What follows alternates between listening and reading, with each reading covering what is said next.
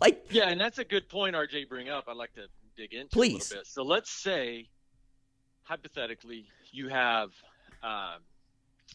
Cincinnati and USC battling for the 4th spot, and we all know who has. We don't need to argue who has more prestige there.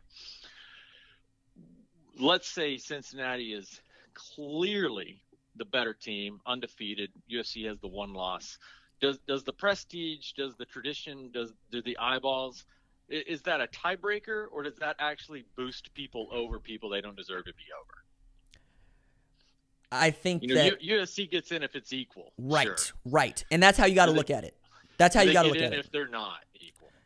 I think a 1-loss USC Pac-12 champ is equal in my eyes to an undefeated Cincinnati when we're talking about who deserves more. But if you're looking at the scoreboard, which is what I like to prefer to, who lost?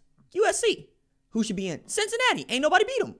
Right? And this is also my contention forever and ever why the playoff need to be expanded, right? Because I want everybody in that should be in. If that means getting 8-5 Texas A&M in, fine. If that means getting Ohio champ, the Bobcats Ohio in. Valley. Yeah, right. MAC. Kent State.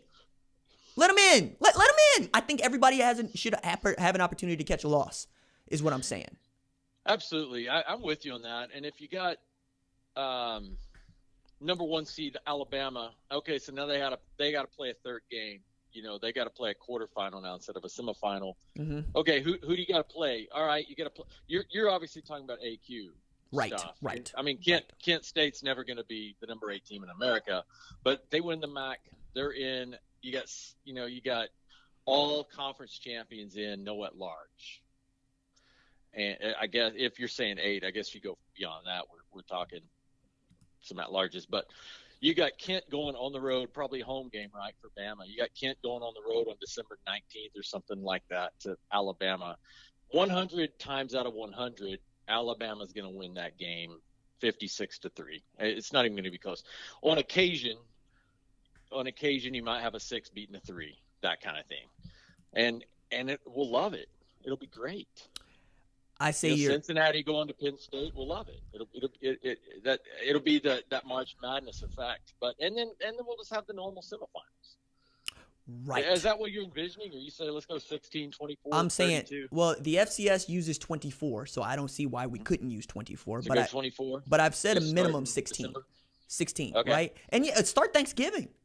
Hell, like what do we learn about this season? We can play fewer games. We can do that and still come up with what we think is a good list of teams that should be playing for championships.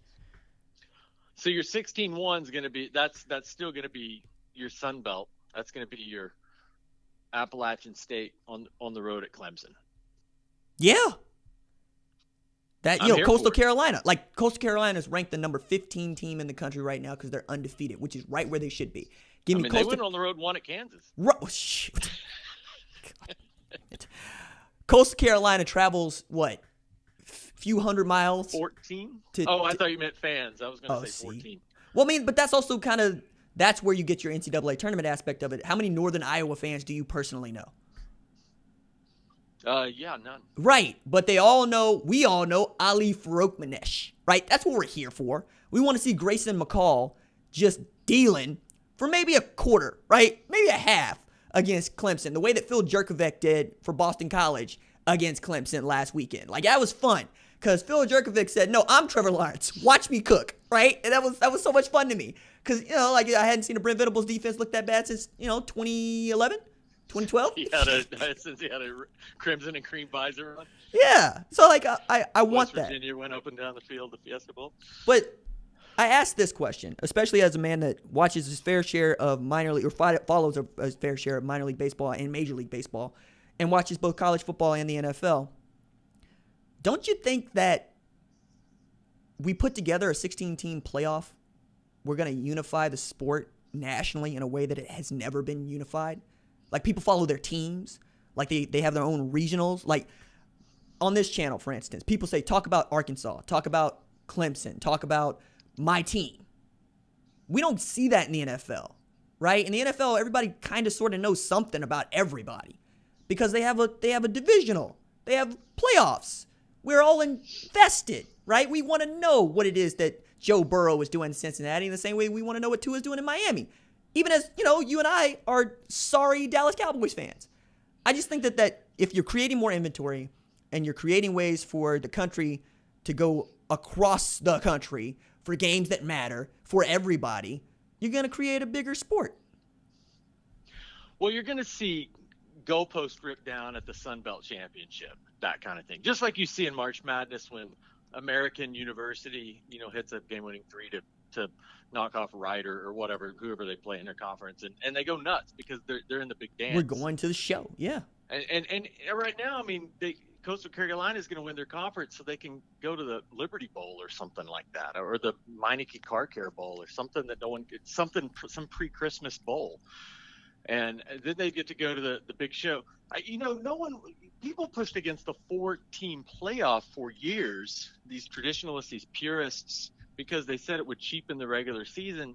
Well, everybody loves the playoff. Mm-hmm. There hasn't been any issues.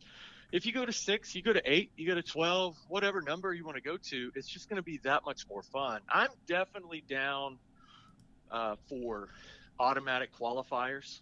It gives you something to, as an OU fan, we have nothing meaningful left to play for except the Big 12 championship, which may or may not happen, and potentially a nice bowl win against like the runner-up of the SEC. That's nice. It'll be fun. But even if we know we can't beat, there's 3 teams in this country we're not beating on our best day this year. But we still want to get there. We still want the chance. And it cheapens the regular season a little bit when you're out of it in September. No, I get that, and I'm with that. Because, one of the things that the traditionalists would point to is, when I was coming up, you played for the opportunity to go to a bowl game. To which I would add to that, hey, man, there were fewer bowl games, right? One of my buddies, he went to Stanford, and he was like, way back when he graduated, right, 80s, all we wanted was to play in the Rose Bowl because that was your vacation, right? That was what you worked for. If you got named the national champion at the end of the year, okay, cool, right? But like for Oklahoma, you played to get to the Orange Bowl. That's what you wanted. That's what you were after. If you're undefeated, you got a shot at finishing 1, 2, or 3, depending on how a bunch of people with pencils feel, which is how I end up stabbing at the Baseball Writers Association every single year. However, because the game has evolved into being made for TV, literally, we have more bowl games than we have teams that are eligible for them. We need to rethink what actually matters. And if you're going to tell me that the bowl games matter, then keep your bowl alliance. Don't even go to the BCS. Don't go to a college football playoff. But if you're going to tell me that winning titles matters, whether it be league or otherwise, you have to expand the playoff. Because the idea that the SEC runner-up can still play for a national championship ought to piss you off. It ought to make you mad if you're about winning, right? And people will tell me that they're not about winning, like they're about pageantry and tradition. I'm like, no, you're about your team. If you're an Ohio State fan, this works for you. If you're a North Texas fan, you just got to hope that you get to see Mason Fine for 4 years, right? And I don't think that that's fair. I think that the kids should have an opportunity to decide who goes and who doesn't by the scoreboard. But that's a soapbox I've been on for 2 years, and I feel terrible just dragging you onto it once again.